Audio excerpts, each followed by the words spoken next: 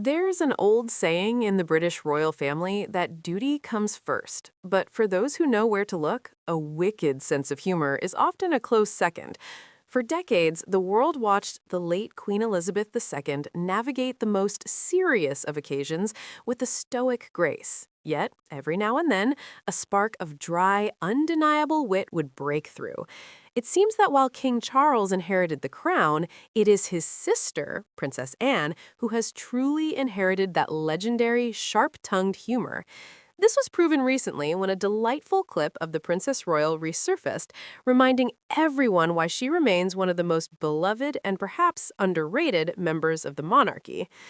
The moment in question took place as Anne, now 75, was marking the 35th anniversary of a London-based equine charity. She was at the Wormwood Scrubs Pony Centre, a place dedicated to providing riding and equine therapy for children with physical disabilities, a cause close to her heart as the vice patron of the British Horse Society. As is tradition with almost any royal visit, there was a commemorative cake. Usually, these moments are stiff and formal. The royal stands there, holds the knife for a photo, cuts a polite slice, and everyone claps. But Princess Anne, much like her father, Prince Philip, and her mother, the Queen, decided to go off script in the most delightful way. Standing before the gathered reporters and charity workers, she looked at the pristine, beautifully decorated cake. Instead of just slicing into it silently, she addressed the room with a deadpan expression. "I hope you all had a chance to see this cake because it really is stunning," she began, luring the audience into a false sense of formality. Then came the punchline. She instructed the crowd, saying, "The instructions are that you will eat it if I cut it. Otherwise, it is just legalized vandalism. So enjoy the cake." The room famously erupted into laughter. It was a classic Anne moment. Practical, slightly bossy, but incredibly warm. The phrase legalized vandalism to describe the ceremonial destruction of a cake is the kind of dry wit that social media absolutely devours.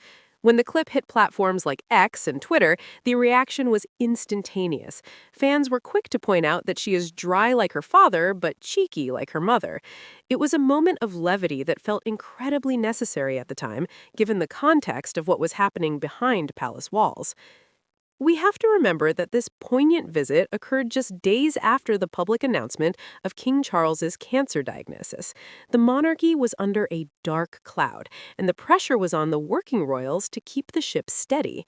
Yet, there was Anne. She didn't hide away, and she didn't walk around with a somber face. She carried her own umbrella to stay dry. She toured the site with actor Martin Clunes, and she joked about cake. It reinforced her status not just as the hardest working royal, but as the steady hand who uses humor to put everyone else at ease. This isn't an isolated incident either. Anne has a history of these interactions that prove she is far more down to earth than her title suggests. Just take the festivities at Sandringham earlier this year. Footage emerged of Anne walking back from the Christmas church service at St. Mary Magdalene alongside her husband, Vice Admiral Sir Timothy Lawrence. A member of the public called out to her offering a bouquet of yellow roses. Now, most royals would simply accept the flowers with a polite nod, but Anne, however, turned back with genuine surprise and asked, "Are you sure? I'm probably the last person standing."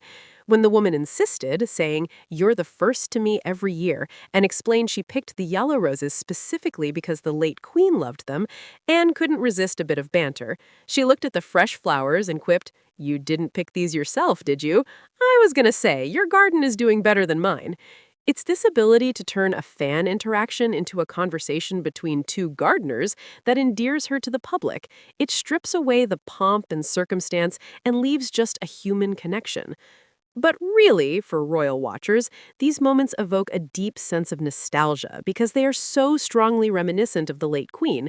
We all remember the G7 summit in Cornwall in 2021. The Queen, then 95, was tasked with cutting a massive cake. Instead of using a knife, she insisted on borrowing a ceremonial sword from the Lord Lieutenant of Cornwall. When an aide nervously stepped in to tell her that there was a normal knife available, the Queen didn't miss a beat. She shot back, "I know there is. This is more unusual." It was the same rebellious, fun-loving spirit that Anne displayed with her vandalism comment. Or consider the Platinum Jubilee, just months before the Queen passed. Facing a difficult cake, Her Majesty plunged the knife in and joked to the guests, "I think I might just put the knife in it. Someone else can do the rest." That approach of acknowledging the absurdity of the ceremony while still performing the duty is exactly what we are seeing in Princess Anne today. Anne's husband, Sir Timothy Lawrence, has spoken openly about this. In a documentary marking her 70th birthday, he noted that while everyone talks about how much Anne resembles Prince Philip in her toughness, the similarities with the Queen are often overlooked. He said, "The common theme is humor and fun," and he's right. It's a specific brand of British humor, understated, self-deprecating, and quick. Anne shared an incredibly close bond with her mother, famously describing herself as fortunate to have been with the Queen during the last 24 hours of her life at Balmoral.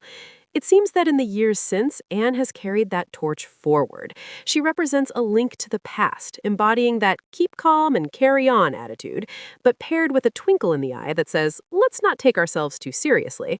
Whether she is calling cake cutting legalized vandalism or joking about her gardening skills, Anne is proving that while titles and crowns are inherited, the most important legacy she received from Elizabeth II was the ability to make people smile, even when times are tough.